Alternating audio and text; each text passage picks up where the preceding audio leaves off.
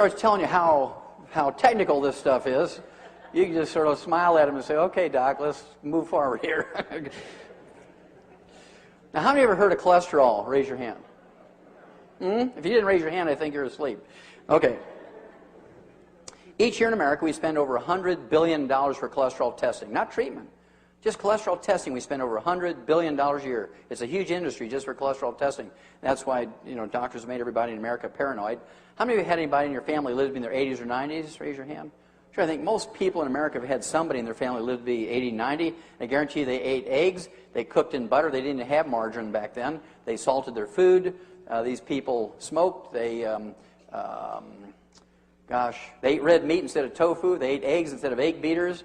They didn't exercise, and yet they lived to be 80, 90. Many of them went on to live to be 100. And following their advice, we're going backwards. Spending $100 billion a year for cholesterol levels and eating the way doctors have told us. Most people revere their doctors.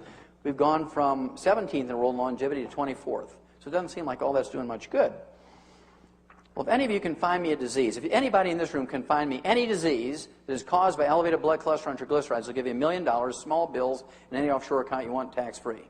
There's not a single disease caused by elevated blood cholesterol and triglycerides. When you have elevated blood cholesterol and triglycerides, I kind of look for, you might have a deficiency of niacin, vitamin B3. You could have deficiencies of chromium and vanadium, 2 trace minerals. You might have deficiencies of the essential fatty acids, or a ratio problem between omega-3 and omega-6s. You could have early goiter, or hypothyroidism will cause an elevation in your blood triglycerides and blood cholesterol. You could have early diabetes. You can have early diabetes. Even before your blood sugar goes up, your blood cholesterol and triglycerides go up when you have diabetes. Don't take my word for it. Go to the library and look in a medical book on diagnoses. What's the first blood changes that occur when you have diabetes? Elevated blood cholesterol and triglycerides. What's the first blood changes when you have low thyroid? Elevated blood cholesterol and triglycerides. Do the elevated blood cholesterol and triglycerides cause any disease? No. They're just signals. They're just signals to look somewhere. Do they cause cardiovascular disease? No. Have nothing to do with cardiovascular disease. Nothing. Well, why do doctors get so excited about lowering your cholesterol and lowering your blood triglycerides? Because they get a kickback every time they write a prescription for statin drugs. Lipitor, Loped, and Lipitor. Why would you take a drug that doesn't really do anything, doesn't prevent diseases, lowers your cholesterol, that's what they do, but it causes liver cirrhosis and blindness. That's why you got to go in every couple of months to get your blood taken to see how your liver's doing. They got to look in your eye to make sure you're not going blind yet. Why would you take a drug that gives you liver cirrhosis and makes you go blind when it doesn't do anything? How many of you ever heard of free radicals? Good. How many of you heard of trans fatty acids? Yeah, these are common words today. Everybody in the street, even little 6-year-old kids know about these things. And yet, doctors continue to recommend to consume free radicals and trans fatty acids. If I were to come out with a product, Dr. Wallach's 100% pure free radicals, the finest trans fatty acids in the world, and I'd label and put them in a health food store, how many people would buy them? 0. I wouldn't sell any of them. And yet, everybody listens to the doctors when the doctors say, I want you to use margarine instead of butter. Margarine is nothing more than a big block of trans fatty acids and free radicals. It is pure 100% trans fatty acids and free radicals. They've killed more Americans with margarine in America than all the wars put together in the 200 plus years we've been a country, both domestic and foreign. And so if you have any margarine at home tonight, I want you to go home and box it up and ship it UPS to Castro. Put a little note in there that says, my cardiologist says this is good for your heart, and I, in a show of good faith, I'm sending you some margarine. Hopefully he'll be stupid enough to use it. And I like to have my patients eat 6 to 10 eggs a day. The more eggs you eat, the lower your cholesterol goes.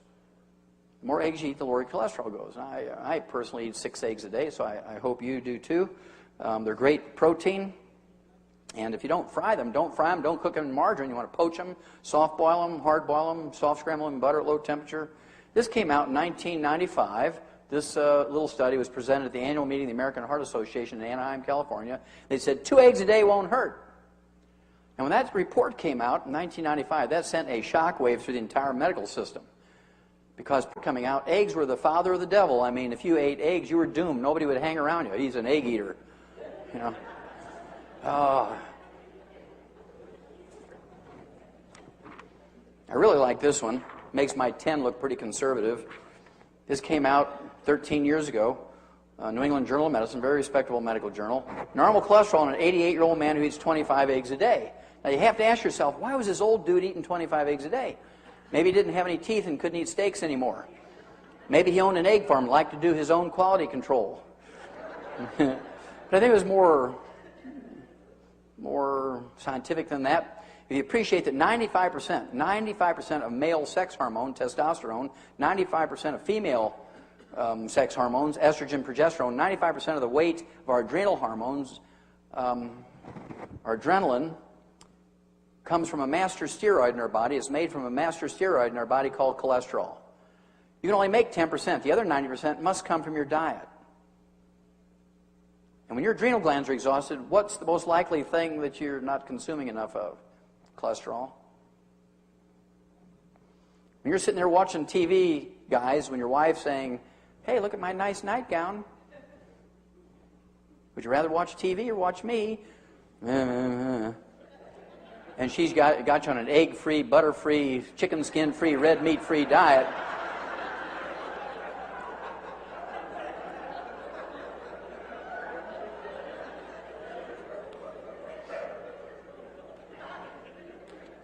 Yeah. Have you ever wondered why there's no flourishing colonies of vegans?